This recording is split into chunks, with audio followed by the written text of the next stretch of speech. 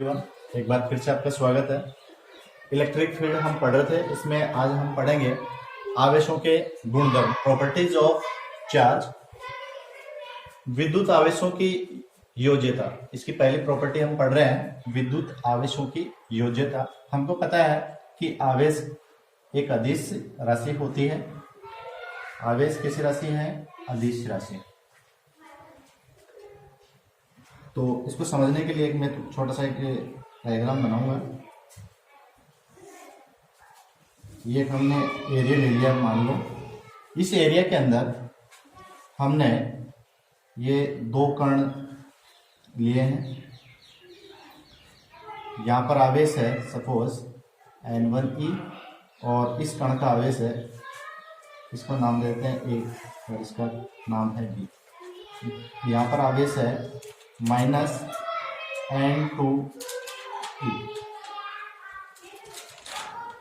तो ये कि हमने एरिया लिया है और इस एरिया के अंदर ये कण है और इस एरिया को हम क्या कहते हैं? निकाय। अर्थात दो या दो से अधिक कणों के समूह को क्या कहा जाता है? निकाय।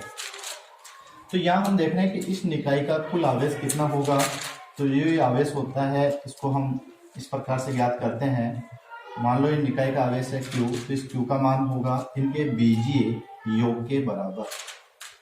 निकाय का कुल जो आवेश होता है ये इसमें उपस्थित जो भी कण होंगे उन कणों के आवेशों के बीजीय योग के बराबर होता है। तो यहाँ से इसका मान हम निकालेंगे, ये हो जाएगा N1e प्लस माइनस का N2e। क्योंकि ये एक सिंपल बीजीय योग हम कर रहे हैं, ये सिंपल बीजीय योग कर रहे हैं, तो सिंपल बीजीय योग के अंदर हम चिन्हों का ध्यान रखते हैं। तो यहाँ हमको केवल चिन्ह का ध्यान रखना है। तो यहाँ से हमारे पास में कॉमन आ जाएगा e और यहाँ बचेगा N1 माइनस N2 और ये जो N है ये है नंबर ऑफ इलेक्ट्रॉन्स। ये इलेक्ट्रॉन का जो आवेश है उसका मान होगा, एक e से रखेंगे हम, और यहाँ है उसकी संख्या कि कितने उसके ऊपर इलेक्ट्रॉन है। जैसे संख्यात्मक रूप में भी हम ले सकते हैं कि ये निकाय के अंदर यही हमने इसकी जगह मान रख दिया, मान लो 5 इलेक्ट्रॉन और इसकी जगह रख दिया हमने 3 इलेक्ट्रॉन। तो यहाँ से इस निकाय का आवेश निकालेंगे तो ये कितना हो जाएगा? Q is equal to 5 electron minus का इसमें से घटा देंगे 3e, तो कितना बच जाएगा? 2e। अर्थात यहाँ से हम निकाय के बारे में की स्थिति के बारे में भी पता लगा सकते हैं कि निकाय कैसा है, धनात्मक है, ऋणात्मक है या उदासीन है। अगर ये पॉजिटिव आएगा तो धनात्मक निकाय होगा, अगर इसका मान नेगेटिव आता है तो ये क्या होगा? ऋणात्मक होगा। और यहाँ पर अगर ये शून्य आ जाता है तो इसको हम कहेंगे कि निकाय कैसा है? उदासीन है। तो ये हम इसके द्वारा इसको समझ सकते हैं। तो यहाँ हम लिखेंगे विद्युत आवेशों की योज्यता में कि विद्युत आवेश अदिश राशि होती है और किसी निकाय में कुल आवेश उसमें उपस्थित कणों के आवेशों के बीजीय योग के बराबर होता है। बस इतना ही हमको लिखना है कि किसी भी निकाय का कुल आवेश उसमें उपस्थित सभी कणों के आवेशों के बीजीय योग के बराबर होता है। तो आप इसको रोक रोक के लिख लेना, क्योंकि थोड़ा बोर्ड छोटा है तो मैं लिख नहीं पाऊंगा। दूसरा इसका गुणधर्म हम देखेंगे, विद्युत आवेशों की निश्चरता। जो विद्युत आवेश होते हैं वो निर्देश तंत्र के ऊपर निर्भर नहीं करते हैं। और हमको पता है कि निर्देश तंत्र जो होता है उस निर्देश तंत्र को हम किस लिए काम में लेते हैं कि कोई भी जो कण होता है उसकी स्थिति को ज्ञात करने में हम काम में लेते हैं। जैसे मान लो कोई कण यहाँ है तो इसकी स्थिति का पता लगाना है हमको कि कहाँ पर वो स्थित है, यहाँ है कि यहाँ है, यहाँ है, तो उसकी स्थिति क्या है। इनका पता लगाने के लिए हम निर्देश तंत्र को काम में लेते हैं। तो हमने यहाँ कहा है कि विद्युत जो आवेश होता है वो निर्देश तंत्र पर निर्भर नहीं करता है। जब वो निर्देश तंत्र पर निर्भर नहीं करता है तो हम कह सकते हैं कि जो ये कण है ये कहीं भी मूव करे तो इसके आवेश पे कोई प्रभाव नहीं पड़ेगा। अर्थात गतिशील वस्तु का आवेश बराबर होगा स्थिर वस्तु के आवेश के बराबर। गतिशील वस्तु का आवेश बराबर होगा स्थिर वस्तु का आवेश। तो यहाँ इसको इसमें लिख देंगे कि आवेश निर्देश तंत्र पर निर्भर नहीं करता है। अर्थात गतिशील वस्तु का आवेश बराबर स्थिर वस्तु का आवेश। एक बार फिर मैं नीचे लिख देता हूं।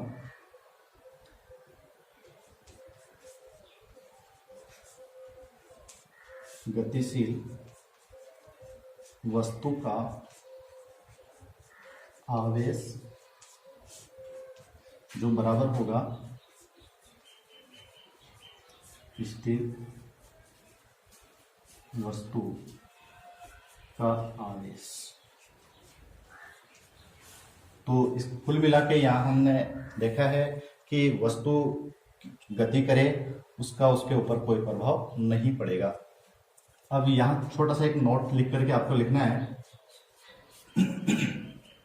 Theory of relativity. आइंस्टीन ने अपेक्षिकता का सिद्धांत दिया था। थ्योरी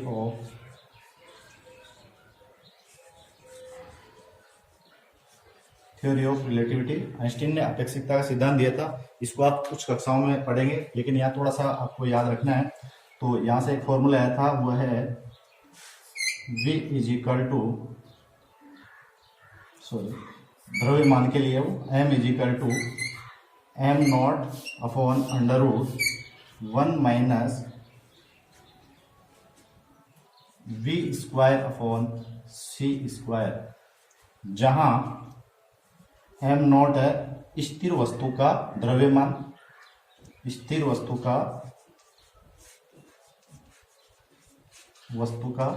द्रव्यमान,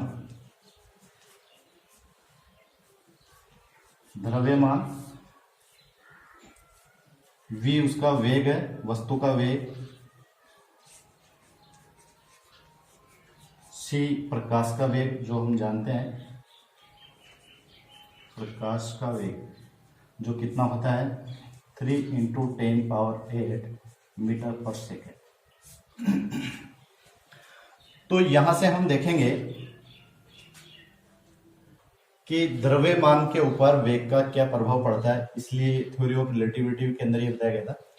तो यहां से हम देख रहे हैं, थोड़ा सा आप ध्यान से देखेंगे कि यदि हम v का मान बढ़ा दें, क्योंकि ये तो निश्चित मान है, प्रकाश का वेग तो कांस्टेंट वैल्यू होगी, ये होगी। अब यदि हम v के मान को बढ़ा दें, तो v के मान को हम बढ़ाएंगे, तो जैसे जैसे v के मान बढ़ाएंगे एक में से उसको घटाएंगे, तो ये जो नीचे की जो वैल्यू होगी वो कम होगी, और नीचे की वैल्यू कम होगी तो इसका मान क्या होगा, बढ़ेगा। अर्थात इसका मान ज्यादा आएगा तो इसका किससे संबंध होगा, इससे, क्योंकि इसके डायरेक्टली प्रोपोर्शनल है। अर्थात v को यदि बढ़ाया जाता है, यदि v को बढ़ाया जाता है तो m भी क्या होगा, बढ़ेगा।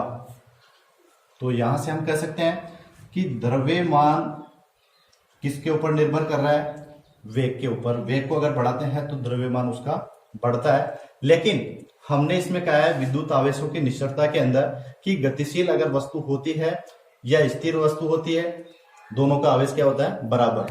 तो यहां से हम कह सकते हैं कि जो आवेश होता है,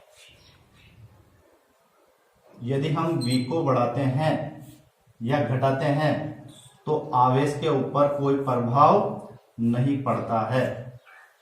यह हमने देखा है कि ये इसके ऊपर कोई प्रभाव नहीं पड़ेगा, v को बढ़ाने या घटाने से आवेश के ऊपर निर्भर प्रभाव नहीं पड़ता है। अब इसके अंदर हम देखते हैं विशिष्ट आवेश। विशिष्ट आवेश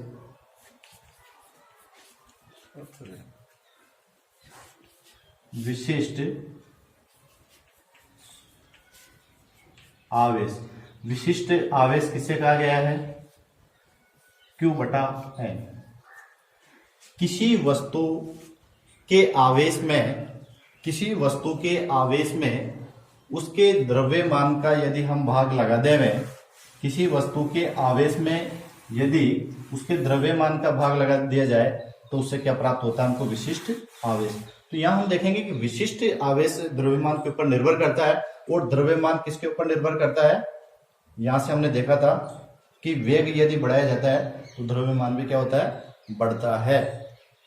ठीक है, तो यहां से हम कहेंगे कि जो विशिष्ट आवेश है, यदि वेग बढ़ेगा तो उसका मास बढ़ेगा, मास यदि बढ़ेगा तो विशिष्ट आवेश क्या हो जाएगा, कम हो जाएगा। तो यहां हम कह सकते हैं इसी के साथ में कि विशिष्ट आवेश अर्थात Q/M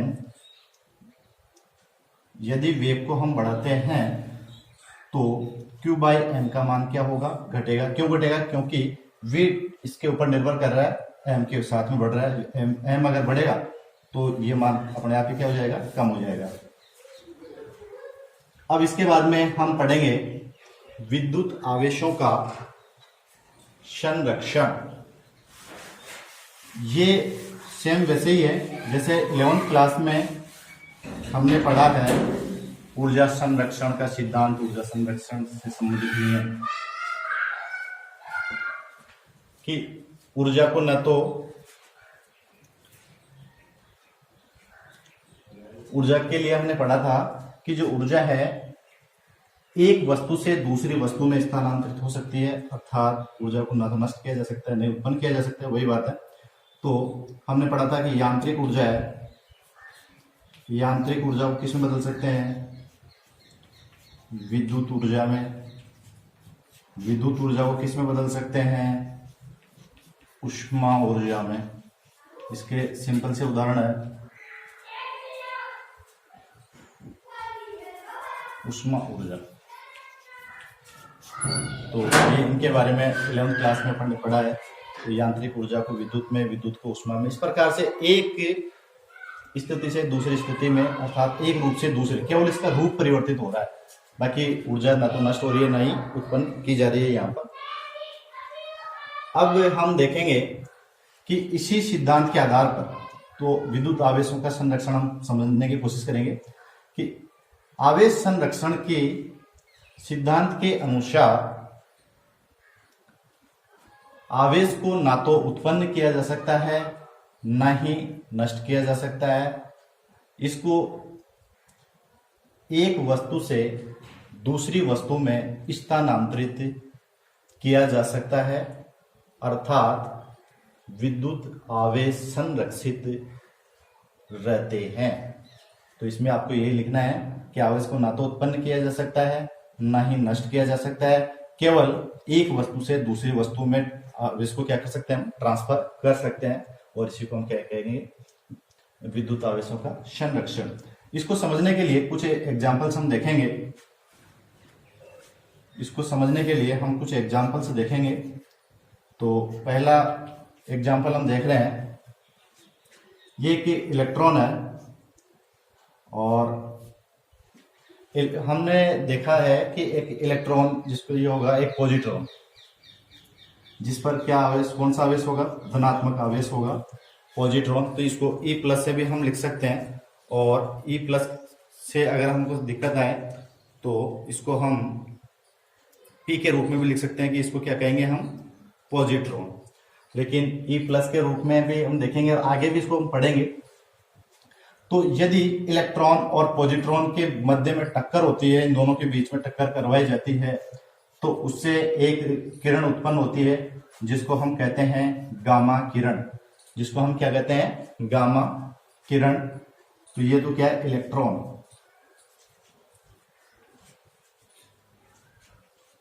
और ये है पॉजिट्रॉन।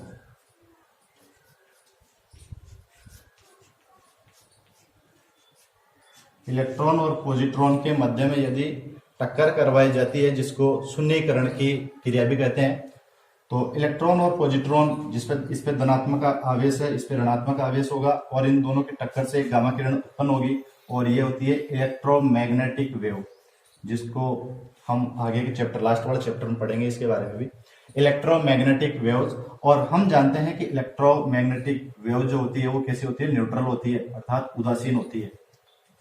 ये कैसी होती है, उदासीन, और उदासीन के बारे में आप जानते हैं। तो यहां से हम देखेंगे कि यहाँ पर आवेश है -1 और इधर इसके ऊपर आवेश है +1। तो यहाँ पर टोटल जो आवेश होगा वो क्या हो जाएगा, 0। और इधर का हम देखते हैं तो यहाँ पर ये क्या है, उदासीन किरण है। तो ये उदासीन किरण है, तो इसका आवेश भी कितना होगा, 0, अर्थात आवेश ना तो उत्पन्न हुआ ना ही नष्ट हुआ है, अर्थात आवेश क्या है, संरक्षित है। तो एक आपको केवल इतना एग्जांपल लिखना है, इनको समझना नहीं है, समझने के लिए मैंने लिखा है। दूसरा, इसको हम रिवर्स के रूप में समझते हैं इसी को। तो सेकंड एग्जांपल यह है हम ये गामा किरण है और इस गामा किरण के द्वारा यहाँ पर युग्म उत्पादन की क्रिया करेंगे तो ये हो जाएगा इलेक्ट्रॉन और ये हो जाएगा पॉजिट्रॉन।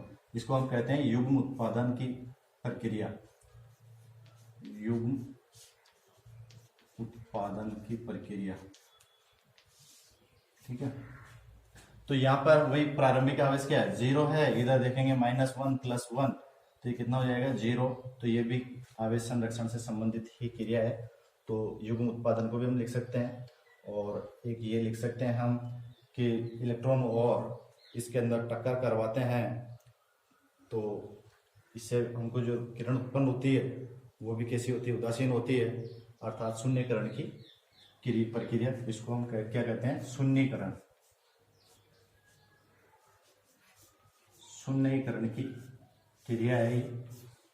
तो शून्यकरण की क्रिया है, एक युग्म उत्पादन की है। और एक एग्जाम्पल और हम लिख लेते हैं रेडियोधर्मी से। तो रेडियोधर्मी के बारे में भी आपने पढ़ा होगा, पहले भी नहीं पढ़ा तो नेक्स्ट चैप्टर के अंदर हम पढ़ेंगे, नाभिकीय चैप्टर के अंदर।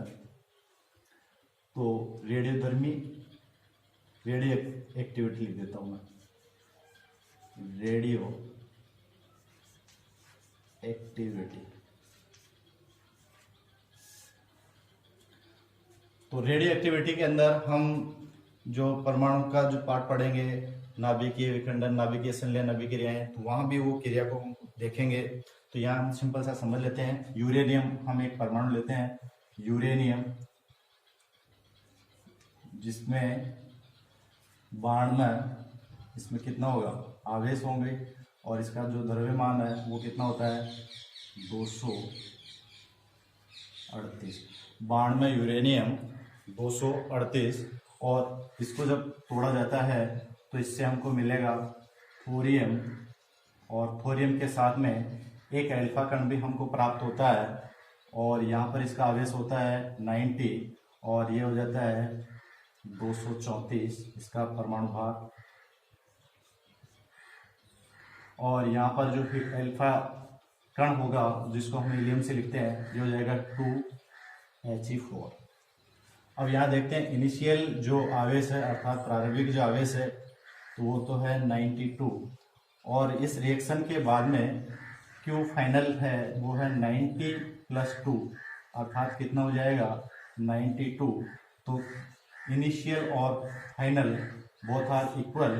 तो हम कह सकते हैं ये किसको शो कर रही है, कि संरक्षण को, आवेशों का संरक्षण। तो इस प्रकार से इसके अंदर साथ में 3 एग्जाम्पल भी हम लिख सकते हैं। अगर परीक्षा के अंदर हमको विद्युत आवेश संरक्षण को समझाइए और इसके कोई 2 उदाहरण लिखिए तो आपको लिखना है। बाकी सिंपल सा परिभाषा, एक उदाहरण भी आप देख करके इसको समझा सकते हैं। लास्ट गुणधर्म है विद्युत आवेशों का क्वांटीकरण। तो हमको ये पता है कि कोई भी जो वस्तु होती है उसको हम आवेशित करते हैं इलेक्ट्रॉन के द्वारा। इलेक्ट्रॉन को या तो उसको दे करके या इलेक्ट्रॉन को बाहर निकाल करके ही किसी भी वस्तु को हम क्या कर सकते हैं, आवेशित कर सकते हैं।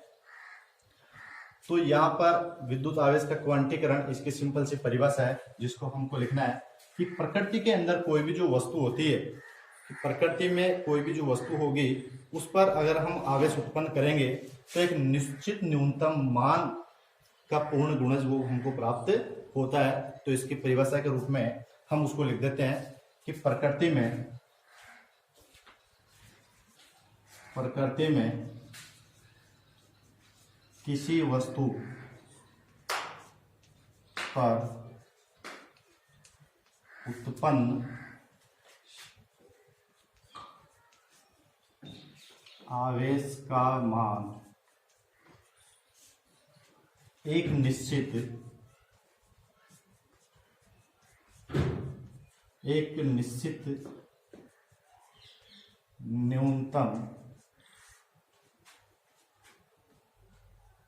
निश्चित न्यूनतम मान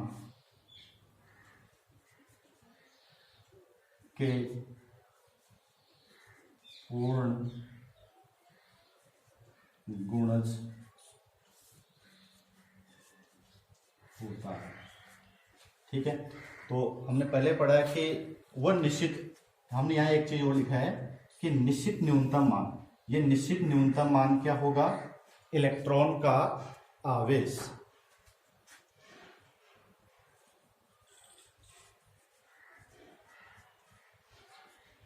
इलेक्ट्रॉन का आवेश, और इलेक्ट्रॉन का जो आवेश होता है वो कितना होता है हमको पता है, कूलम्ब। इसको फंडामेंटल चार्ज होता है ये इसका, तो फंडामेंटल वैल्यू जो इसकी होती है उसको हम तोड़ नहीं सकते हैं। और हमको पता है कि किसी भी वस्तु को जब चार्ज हम करेंगे तो या तो उस पर इलेक्ट्रॉन उसको देंगे या बाहर निकालेंगे, अर्थात इलेक्ट्रॉनों के आदान प्रदान के द्वारा ही किसी वस्तु को हम आवेशित कर सकते हैं। तो यहाँ पर है कि उस वस्तु को हम आवेशित तो कर रहे हैं, लेकिन उसको एक कंडीशन दे दिया कि एक निश्चित न्यूनतम मान होगा, वो एक निश्चित न्यूनतम मान को उसको दे सकते हैं, या उस निश्चित न्यूनतम मान को हम क्या कर सकते हैं, बाहर उसको निकाल सकते हैं। जैसे ये कोई वस्तु है, इसको हम धनावेशित करना चाह रहे हैं, तो धनावेशित करेंगे तो यहाँ से हमको क्या निकालना पड़ेगा, इलेक्ट्रॉन।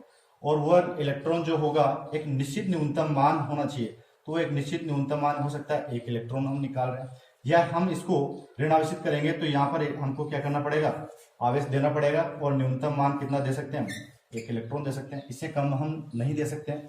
इससे अधिक भी हम, जैसे धनात्मक चार्ज जिसको करना चाह रहे हैं, तो यहाँ ये हो सकता है, एक इलेक्ट्रॉन हो सकता है, 2 इलेक्ट्रॉन हो सकता है, 3 इलेक्ट्रॉन हो सकते हैं। इसी प्रकार से यहाँ पर भी ये हो सकते हैं -1, -2, -3। ये जो वैल्यूज आ रही है यहाँ पर 1, 2, 3, ये क्या है, नंबर ऑफ इलेक्ट्रॉन, कि इलेक्ट्रॉनों की संख्या कितनी है, अर्थात नंबर ऑफ चार्ज, जैसे उसको कहेंगे कि धनात्मक आवेशों की संख्या कितनी है। यहाँ पर एक इलेक्ट्रॉन उससे बाहर निकालेंगे तो एक धनात्मक आवेश आएगा, और ज्यादा निकाल रहे हैं तो ज्यादा उसके ऊपर आएंगे। तो यहाँ हमने लिखा है कि कोई भी जो वस्तु होगा उसका आवेश करने के लिए एक निश्चित न्यूनतम मान का पूर्ण गुणज ही आवेश होगा, तो ये एक संख्यात्मक मान प्राप्त होगा, पूर्ण संख्या के रूप में प्राप्त होगा। अर्थात हम कह सकते हैं कि Q = प्लस माइनस, क्योंकि प्लस और माइनस दोनों कंडीशन होगी, उसको चार्ज हम कर रहे हैं, इलेक्ट्रॉन उसको दे रहे हैं या इलेक्ट्रॉन उससे बाहर निकाल रहे हैं, क्योंकि उसको या धनावेशित करना चाहेंगे या ऋणावेशित करना चाहेंगे, दोनों के लिए अलग अलग होंगे। तो माइनस में और प्लस के अंदर दोनों वैल्यू हो सकती है, तो इसलिए हमने यहाँ लिखा है कि Q = प्लस माइनस उसका पूर्ण गुणज, जिसको हम लिखेंगे n से, और पूर्ण गुणज किसका, उसके न्यूनतम मान का, और वो न्यूनतम मान कितना होगा, इलेक्ट्रॉन का आवेश। और यहाँ ये n क्या है, इलेक्ट्रॉनों की संख्या। ये फॉर्मूला हमें कई न्यूमेरिकल में भी काम में लिया जाएगा, काम में आएगा। तो यहाँ इतना, ये तो केवल समझने के लिए बनाया मैंने, केवल इतना सा 2 लाइन लिखना है और ये लिख देना है, अर्थात Q = प्लस माइनस NE। तो ये हमने आवेशों के 4 गुणधर्म हमने देखे हैं।